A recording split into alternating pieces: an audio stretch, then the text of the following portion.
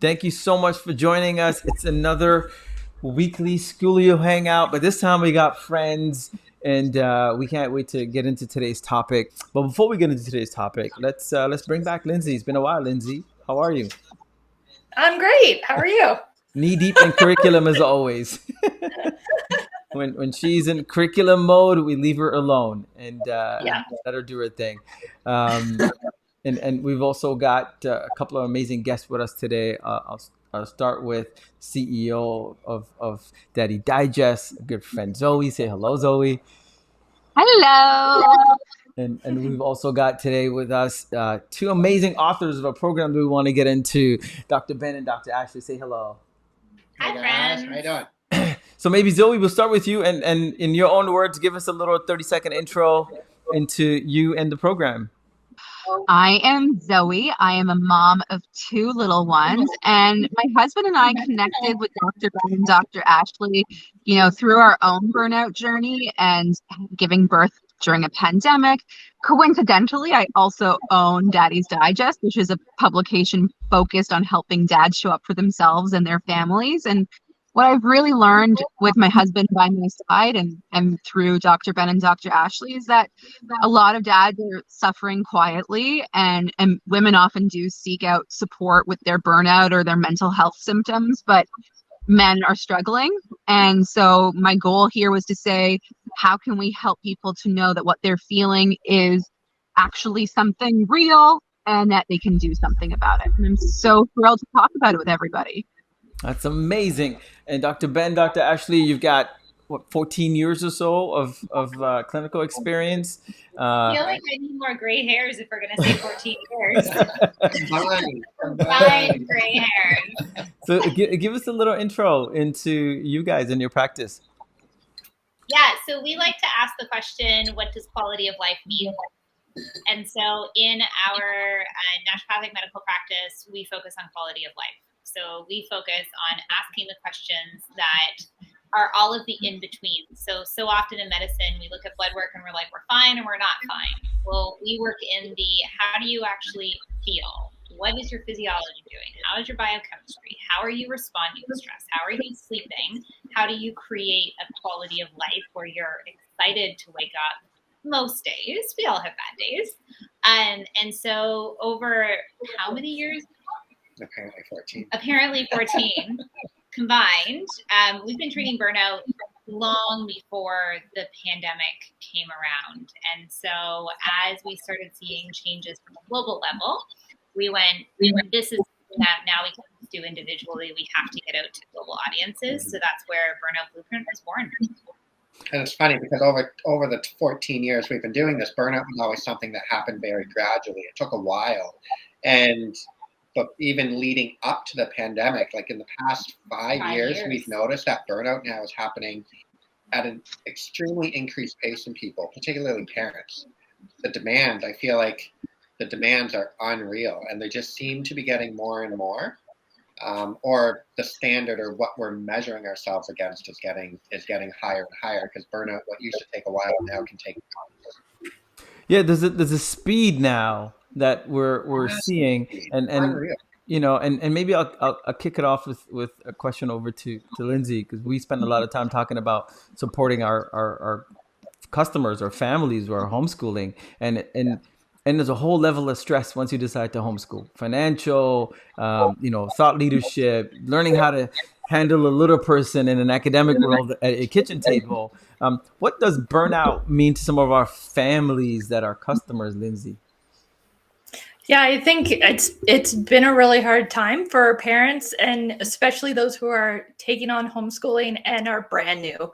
Like I said, I've been mentoring new homeschoolers for years, and since COVID, it's just been so much harder on them because they lack that community, right? You're switching from your school community to your homeschool community, but we've been various lockdowns and all this sort of thing. So you're really taking on all the academic and all the sort of stressful parts without getting any of the breaks or any of the fun parts and the social parts. And I think that that's been really, really hard for parents to really see both what homeschooling can really look like, what a normal time homeschooling is like.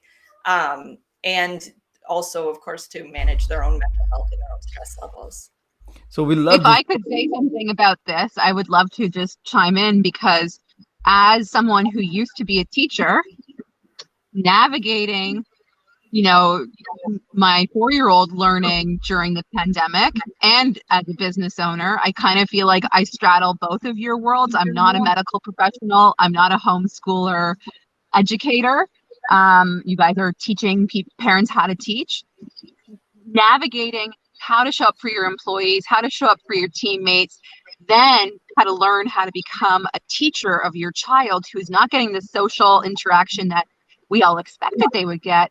Like, I already feel guilty and horrible as a parent. I'm not good enough. I'm not worthy of these beautiful children. It's been a lot to navigate, and my hat's off to both of you guys for existing as resources for parents. No, thank you for saying that. And I'm curious, how did this project come along? How did you guys meet and focus on building out this program? I mean, it's 11 modules, and it's something that people need. So how did this project come together? I mean, I think you said it I'll answer that. Actually, go ahead, Ashley. It's community based, right? So like, we always strive to work with people who are building communities, because when communities are strong, individuals are strong. And when individuals can feed back into the community can feed back to them.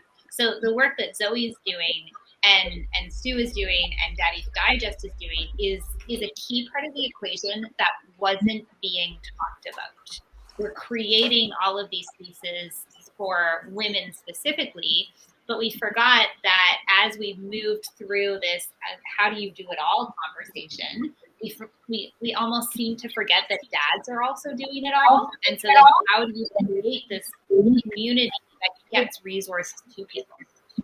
And particularly too, with the whole burnout conversation, it was always something that was only discussed in the workplace. Mm-hmm. And now, immediately overnight, our homes became our workplace, right? For everyone, whether you're homeschooling or you're not homeschooling, all of a sudden overnight your home was your workplace. So and your school. And your school. It was everything, right? And is everything for a lot of people. So it was the right thing to do to get this information to as many people as possible, because that's where the quality of life comes from. Even if you're burning out at work, your home life still comes first. So I actually met Ashley in another sort of lunch and learn environment, and she was talking more about hormones and women's menstrual cycles, and I was just like, oh my gosh. But I knew that my husband was struggling too. I need you.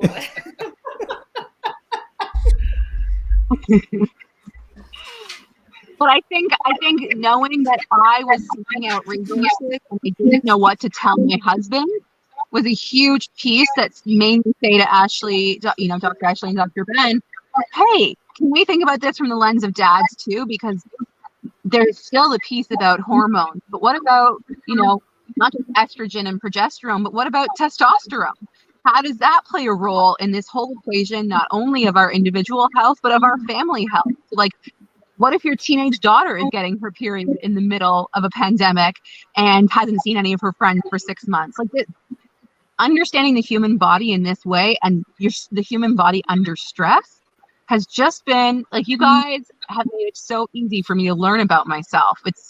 And for Stu as well. It's such a pleasure. So can you guys maybe give our viewers a sneak peek into the 11 modules, and what are they going to learn? Because anytime we talk about courses to our parents, they're always conscious of, the time commitment and with all the other things they got to do. So tease us a little bit about the modules, what's in store, a little bit of a setup. That's a great point. So let's give a synopsis or the important point. So we start out with defining what is burnout, because we all have an idea, but how do you actually define burnout, right? Medically, but then also in common speak, right? So first of all, we define it, and then we help people find out if they are burnt out. So there's a whole series of questionnaires. There's a video we walk through. And then not only is it a yes or no, it's then what stage of burnout are you in? Are you just starting to burn out? If so, great, we can reverse this pretty quickly. Or 2 years into a pandemic, are we deep in stage 4 burnout, bottom of the barrel? We're looking up at that well, being like, I don't think I can climb out of this kind of deal. So that's the important part for people to just figure out where they are, because knowledge is power. And without knowing that, there's nothing you can do, because you don't even know where you are or what exists, right? Or what resources there are. And then from there, everything else find out what do you do to actually get yourself out of burnout. And we kept it really simple, starting with sleep. So the whole module on sleep. And we explain why sleep falls apart. When you are burnt out, why does your sleep fall apart? Why do you wake up between midnight and 3 a.m. every single night with your brain racing and not be able to turn it off? And then when 6 a.m. comes along, you're ready to go back to sleep, and that's going to be your best form of sleep. But then your kids roll into your room, and now you got to start your day, right? Yeah, Dr. Ben, what's that S word, sleep? I don't know what that is. What is that? I've heard about it. Apparently people do it. Not us. Listen, I love that, man, because, the basics we forget sometimes. Good food, get some sleep. Yeah. Cornerstones, we call them. Just the pillars of what good health can be built on is not complicated. And it's not actually about doing more. And we talk about this a lot. It's actually about doing less. So often there's so many. Sorry, I was just going to say that was one of the biggest things I got. Sorry. No, I love that. But Zoey, tell us the Daddy's Digest sort of, version of this, because as a guy, as a dad, I don't talk about burnouts, because it doesn't happen to me. No way until it does. And you're like, what just happened? So I think the message you bring to the table is super important. So what Stu really found in his burnout, because first of all, putting a name to the way you're feeling can actually help you to move forward. So him being like, oh my God, that sounds like me. And I have been feeling so stuck, and I've been feeling like I'm working more hours and getting less done. And so I was just that now I go around to all my mom friends and I'm like, is your husband working more hours and getting less done? Because I could, like, Stu really values productivity and efficiency, and he's a very, very competent individual. And in this burnout, he just didn't have clarity about getting things done anymore.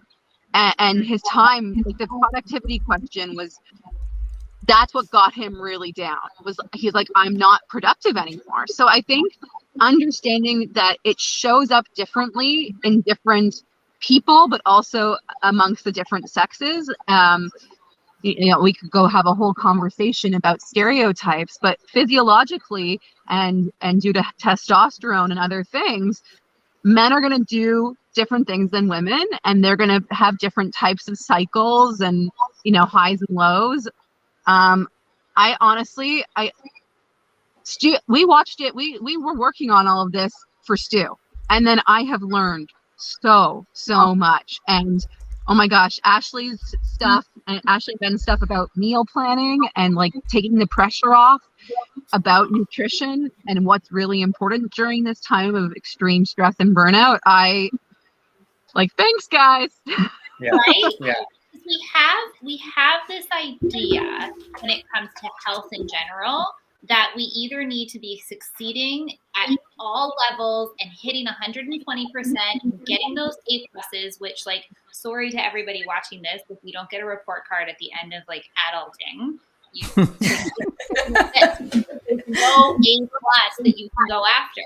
And so you go after within the health conversation, because it technically is more of a controllable factor in our life, where either I'm all there or I'm nothing. Mm-hmm. Like I am. So like I'm either totally in on this new fitness thing that some Instagram influencer said she lost whatever it was on, or I'm binging the cookies in my pantry and telling my kids that there's no way I'm eating those because I would never do that, ever.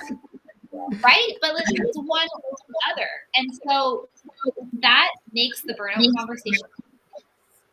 So doing something like that means that we are constantly forcing ourselves to try and hit the standard that's actually making our burnout worse. It's these like, what did I call them the other day? They were productivity. Oh, what did you say? Productivity hangovers. They're like productivity hangovers, right? So you have those days when you're like, every single thing out there, and I can take over the world, and like I'm gonna put on my pantsuit and like watch it kick butt, and then the next thing the pantsuit dead, and you're like, I just want to Netflix all day, and I really hope that school doesn't get canceled because I can't handle having 2 kids running around right now, right? It's those like really extreme highs and really extreme lows, and that makes your adrenaline and cortisol, instead of doing this like nice little bobbing motion in the ocean, it's like full on hurricane, like exactly. Yeah, sawtooth. We all know that that's the most exhausting thing in the world. Nobody wants to be going from highs to lows to highs to lows.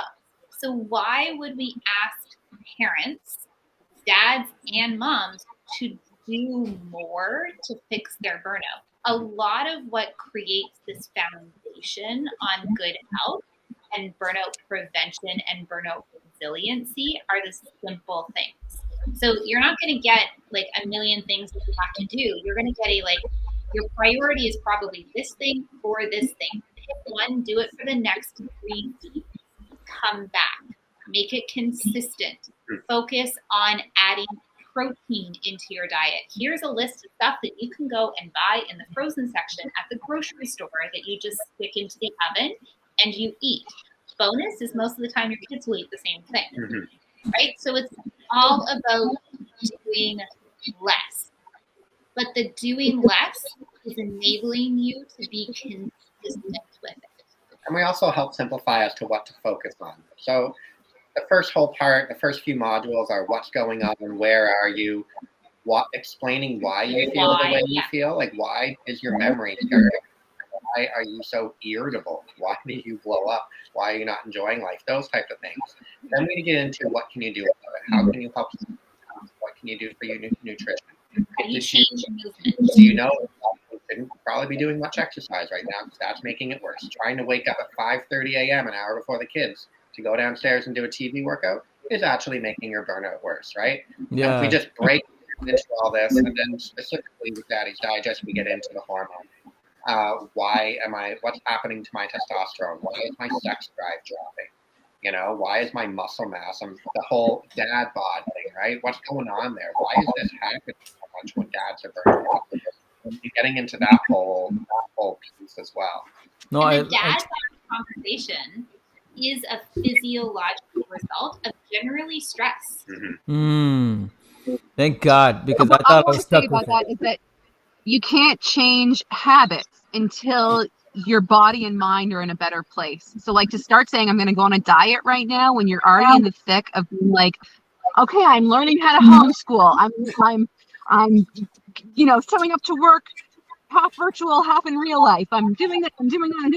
You can't start losing weight magically and going to the gym every day when you're just in an overdrive as it is. So there's like this, I felt like letting go of the expectations I had on myself in terms of what I was going to achieve, to focus on smaller goals. And then so I had a baby 10 months ago. So to be perfectly honest, I wasn't looking for a burnout course, but then because of Stu and what we learned, now I'm actually losing the baby weight more easily because I have space to try and form a healthier habit. But I didn't have space in those first 6 months, but I also didn't understand why I didn't have space. Like, I just feel like I'm more gentle with myself now. And I think every parent needs that. Life is real. Yeah. No, be gentle to yourself is a theme that Lindsey reminds me of all the time, because there's only so much we can do. And before we get the professional advice on how to look out for burnout organically, Lindsey, tell us a little bit about, like, how do you look out for syndromes of burnout when it's happening for you? I love everything you guys are saying. Like, the whole less is more thing is definitely an angle that I'm always trying to tell people when they're homeschooling and new to homeschooling. You can make a huge schedule that's, 8 a.m. till 4 p.m. and we're going to do this, then this, then this, in all this order. but really like it's a couple hours and you get so much more out of just like less time. You can make it better by not overly stressing yourself out, right? And just trying to remind parents all the time of what reality looks like for all the other homeschoolers around them, and what reality looks like in school, to take that stress off of yourself. And I find, like you guys were saying, the whole physiology part of it too, where it's like, it's important to know that stress can, you know, raise your heart rate or make your neck hurt or give you a headache, or so that you're not stressed. And then now you also think that you're maybe having a heart attack, or you like maybe have something wrong with you health wise, right? Like, you know, if it just makes you feel so much better to know like this is a reaction to this other thing and not another additional layer. And Lindsey, you hit the nail right on the head. Like, we call those tipping points. So those tipping points are the things of like, oh, are you getting more irritated at your partner right now? And we find this a lot with dads, like you just want to withdraw. So like, are you playing potentially, like, are you going for a movie or going for video games? Do you want to go to bed a lot earlier? Like this like weird little withdrawal pattern of like, I can't actually be in the space, but I don't know why. Like your kids annoy you to a much higher degree. Like I can totally tell when I'm hitting like a little burnout point when like somebody chews the wrong way. And I'm like, that's a me thing, not a them thing. That's one of my tipping points. I need to go to bed a little bit earlier tonight.